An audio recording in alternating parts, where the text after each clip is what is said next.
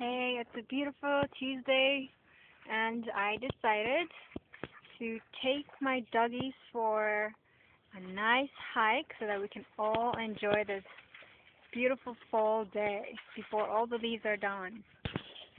See how beautiful it is? There's the dogs enjoying themselves, sniffing. And Hector already found a really nice stick.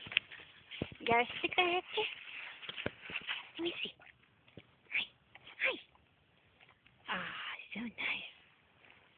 Best time to come to any parks is basically in the middle of the day during the weekdays, because there's never anybody here because everybody's at work.